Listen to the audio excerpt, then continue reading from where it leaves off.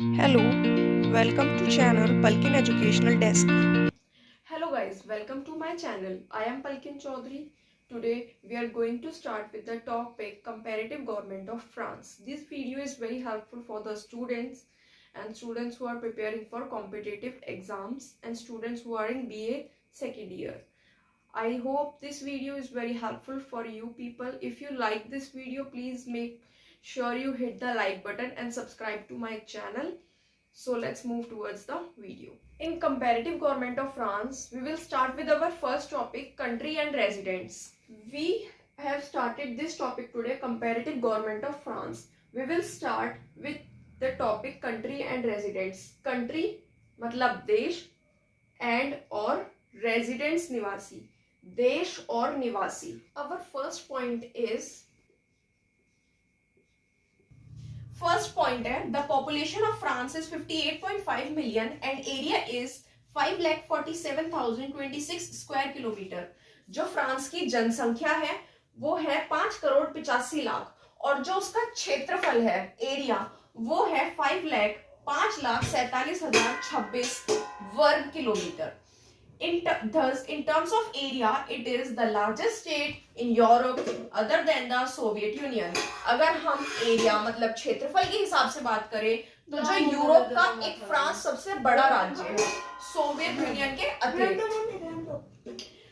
Second point अगर हम देखें तो despite being more than twice the size of Britain in terms of area, France is much less densely populated than Britain. अगर हम ये देखें despite being more than twice the size of Britain, अगर हम साइज के according बात करें तो ब्रिटेन से फ्रांस दुगना बड़ा है एरिया में, क्षेत्रफल में.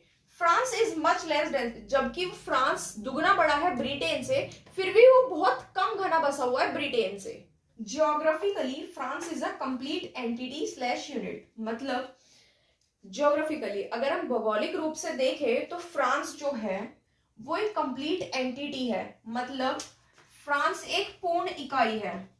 Now the fourth point is this geographical position has strengthened the national unity of France. यह ज्योग्राफिकल पोजीशन मींस यह भौगोलिक स्थिति has strengthened the national unity of France. France की राष्ट्रीय एकता को दृढ़ता प्रदान करती है. स्ट्रेंथन मतलब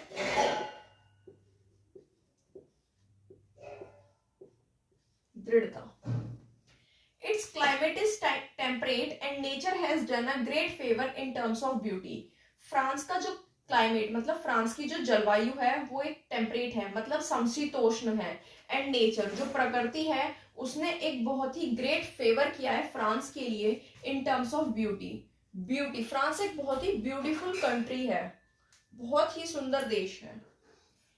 from the point of view of natural structure, अगर हम प्राकृतिक बनावट की तरह से देखें, नेचुरल स्ट्रक्चर मींस प्राकृतिक बनावट. It's south eastern part is plateau. उसका दक्षिण पूर्वी हिस्सा, प्लेट्यू मींस पठारी है.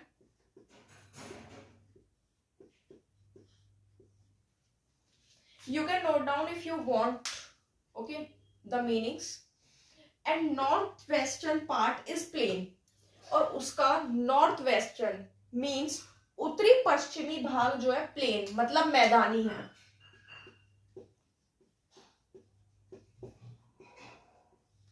In the south Pyrenees mountain separate it from Spain.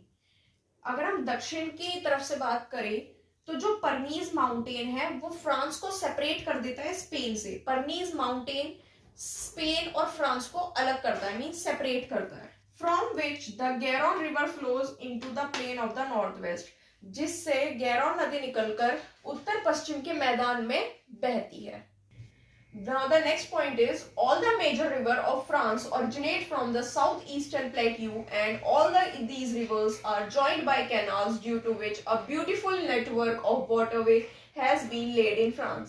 इसका मतलब जितनी भी मुख्य नदियां हैं फ्रांस की वो ओरिजिनेट होती है साउथ ईस्टर्न प्लेट्यू से, मतलब दक्षिण पूर्वी पठारी से. प्लेट्यू मतलब पठारी. एंड ऑल दीज रिवर्स, और ये सभी river are joined by canals. ये सभी रिवर जाके मिल जाती है कैनाल्स मतलब नहरें.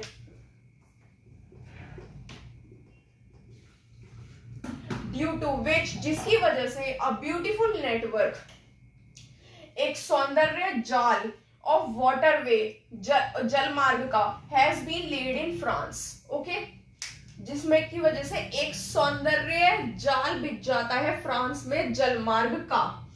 Now this waterway has an important contribution to the economic development of France. This waterway, इस जल मार्ग ने एक इंपॉर्टेंट कंट्रीब्यूशन प्रदान किया है आर्थिक विकास के लिए फ्रांस के। Now the next point is, in France about 18.5% of the people are engaged in agriculture, while in the United States only 10% and in Britain less than 5% of the people are engaged in agriculture. Agriculture means खेतीबाड़ी। France में 18.5% जो लोग हैं वो खेतीबाड़ी में जुटे हुए हैं, और अगर हम यूनाइटेड स्टेट की बात करें तो 10% से भी कम लोग खेतीबाड़ी करते हैं, और अगर हम ब्रिटेन की बात करें तो 5% से भी कम लोग एंगेज्ड हैं एग्रीकल्चर मतलब खेतीबाड़ी में। Next point is, France is major food and milk producing country in Europe. France जो एक मेजर मुख्य फूड मतलब खाना और मिल्क दूध प्रोड्यूसिंग उत्पादक देश है पूरे यूरोप का। France alone produces almost a quarter of Europe's wheat. France अकेले प्रोड्यूस करता है, उत्पादन करता है अ क्वार्टर ऑफ व्हीट, 1/4 गेहूं जो पूरे यूरोप में यूज होता है। फ्रांस बहुत बड़ा उत्पादक देश है। Although France is rapidly modernizing industrially, there is still a large number of small-scale industries in France. France बहुत तेजी से आधुनिकीकरण कर रहा है औद्योगिक तरीके से, ठीक है, इंडस्ट्रियली। There is still, तब भी एक बड़े पैमाने पे on large number of small-scale industries, बहुत छोटी छोटी इंडस्ट्रीज मतलब बहुत छोटे छोटे औद्योगिक खाने फ्रांस में अब भी है। If you like this video, please subscribe to my channel, and if there is any mistake in the video, please tell by commenting, and if there is any question related to this topic, please comment. And Next part will come soon, guys. Please subscribe.